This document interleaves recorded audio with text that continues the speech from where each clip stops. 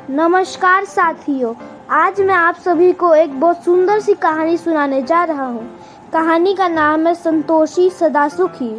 एक बार एक भिखारी किसी किसान के घर भीख मांगने गया। किसान की स्त्री घर में थी, उसने चने की रोटी बना रखी थी। किसान जब घर आया उसने अपने बच्चों का मुख चूमा। स्त्री ने उसके हाथ पैर धुलाए, उसके बाद वह रोटी खाने बैठ गया। स्त्री ने एक मुट्ठी चना भिखारी को भी डाल दिया। भिखारी चना लेकर चुपचाप चल दिया। रास्ते में भिखारी सोचने लगा, हमारा भी कोई जीवन है, दिन भर कुत्ते की तरह मांगते फिरते हैं, फिर स्वयं बनाना पड़ता है। इसे किसान को देखो, कैसा सुंदर घर है, घर में स्त्री है, बच्चे हैं, अपने आप अन्न पैदा करता है, बच्चों के साथ प्रेम से भोजन करता है। वास्तव में सुखी तो यह किसान है।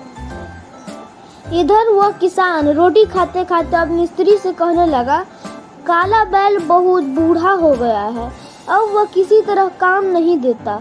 यदि कहीं से कुछ रुपयों का इंतजाम हो जाए तो इस साल का काम चले।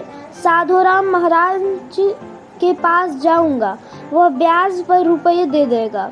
भोजन करके वह साधुराम महाराजन के पास गया।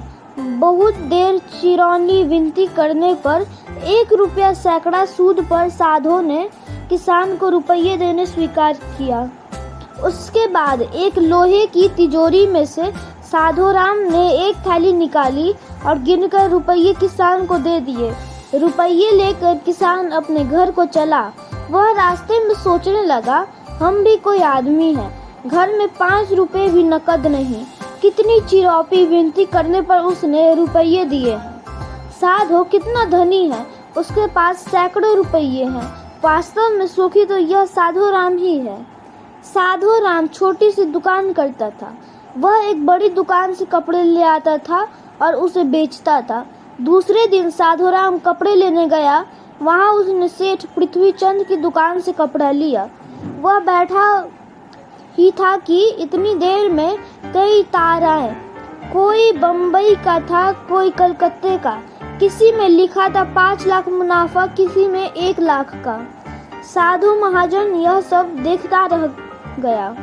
कपड़ा लेकर वह चला गया। रास्ते में सोचने लगा, हम भी कोई आदमी हैं, 100-200 जुड़ गए, महाजन कहलाने लगे। पृथ्वीचंद कैसे है, एक दिन में लाखों का फायदा। वास्तव में सुखी तो यह है।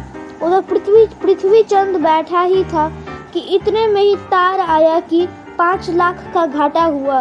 वह बड़ी चिंता में था कि नौकर ने कहा, आज लाट साहब की राय बहादुर सेठ के वहां दावत है, आपको जाना है, मोटर तैयार है। पृथ्वीचंद मोटर पर चढ़ कर राय बहादुर की कोठी पर चला गया। वहां सोने चांदी की कुर्सियां पड़ी थी। राय बहादुर जी से कलेक्टर कमिश्नर हाथ मिला रहे थे। बड़े बड़े सेठ खड़े थे। वहां पृथ्वीचंद सेठ को कौन पूछता। वे भी एक कुर्सी पर जाकर कोने में बैठ गए। लाट साहब आए, राम बहादुर से हाथ मिलाया, उनके साथ चाय पी और चले गए। पृथ्वीचंद अपनी मोटर में लौट रहे थे। रास्ते में सोचते आते हैं, हम भी कोई सेठ हैं। 5 लाख के घाटे से ही घबरा गए। राय बहादुर का कैसा ठाठ है। लाट साहब उनसे हाथ मिलाते हैं। वास्तव में सुखी तो यही है। अब इधर लाट साहब के चले जाने पर राय बहादुर के सिर में दर्द हो गया। बड़े बड़े डॉक्टर आए, एक कमरे में वे पड़े थे।